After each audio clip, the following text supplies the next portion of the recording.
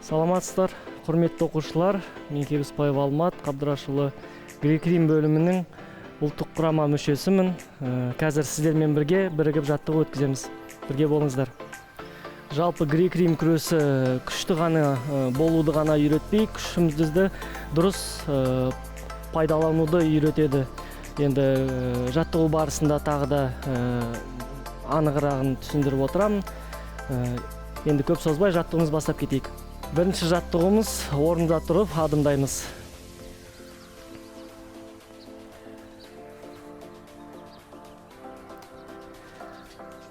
Сәлдеп жылдамдығымызды арттырамыз. Ақырындап жүгіріске көшеміз.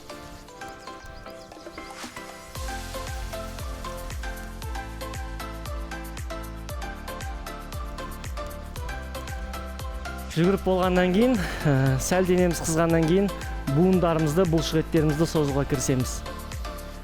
Бұның барлығы біздерді жаттығу барысында жарақат алмауымызға көмектеседі.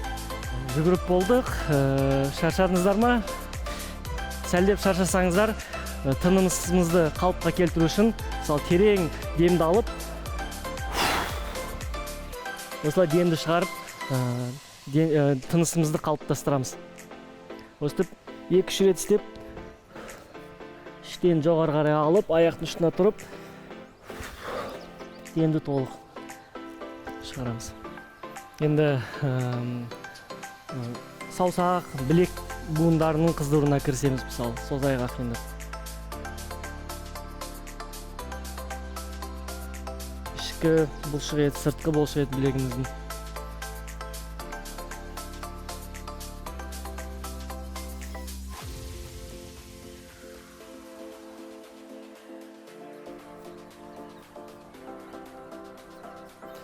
Шынтаққа көшеміз. Шынтағымызды ішке, сыртқа айналдырамыз. Одан кейін иығымызды, бір иығымызды алдыға, артқа, және екінші иығымызды қыздырып аламыз.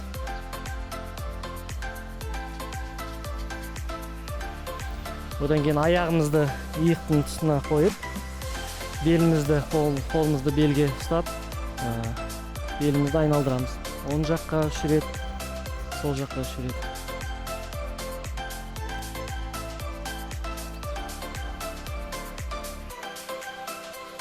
Енді жүгіру жаттығуымызға көшейік. Тіземізді, қолымызды алдыға созып, тіземізді мысалы алақанға тигізіп жүгіреміз.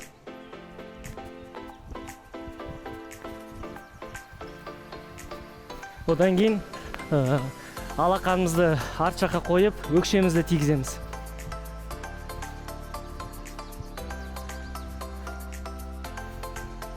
Жалпы Грек-Рим күресі өзі ежелден алғаш Олимпиада шыққаннан бері келе жатқан спорт түрі. Бұрындары француз күресі деп те атаған, қазір Грек-Рим күресі. Біздің тұңғыш Олимпиада чемпионы Жақсылық Үшкемпіров осы Грек-Рим күресімен Олимпиадаға жеңіске жеткен болатын. Жүгіріп болды, қолымызды қыздырып алдық, енді аяғымызды созамыз. Әр адыммен оң аяққа, сол аяққа кезектеп алдыға созыламыз.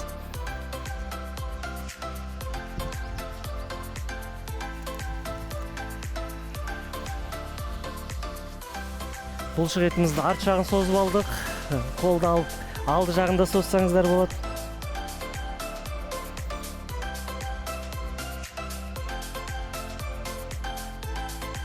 Құрметті балалар, енді мен сіздерге таяқшамен жаттығу қалай жасау екенін көрсетем.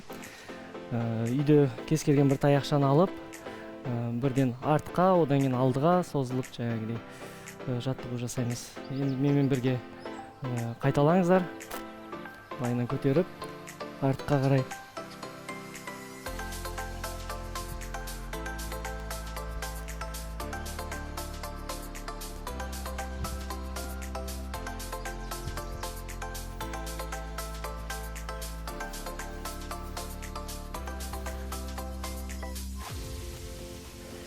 Алдыға, артқа, одан кейін жанға.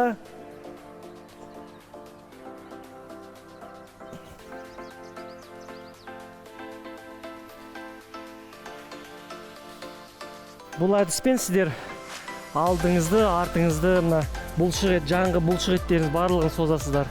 Бул адисimiz жалпы бүкүл булшук этибизди кыздырамыз және грек-рим күрөсүндө бул ийкемдүүлүктү шыңдайды. Ийкемдүү болуу биздин грек-рим күрөсүндө өтө маңызды касиет. Тағы да әдісіміздің бір түрі, таяғымызды алға қарай қолымызды созып ұстап, аяғымызды кішкене ашыңқырап отырып тұрамыз. Енді қане қайталаңыздар. Бұны нағыз мысалы шыныққан дайындар ғана істейді. Қане тексеріп көріңіздер өздеріңізді.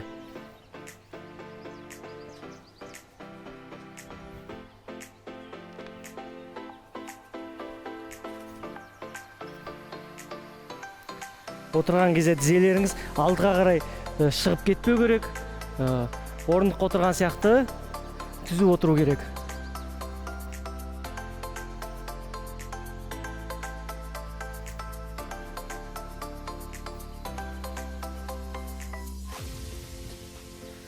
Енді қазір таяқшамызды алдыға ұстап, төмен түсіріп, артқа қарай шалқайып демімізді аламыз. Одан төмен түсірген кезде қайтадан демін шығарамыз. Кезектеп оң аяқ, одан сол аяқ.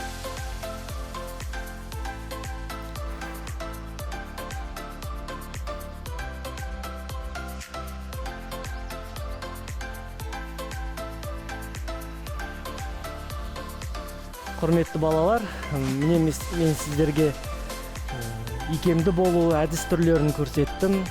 Менімен бірге жаттығу өтіп шықсаңыздар, сіздер де мықты екенсіздер.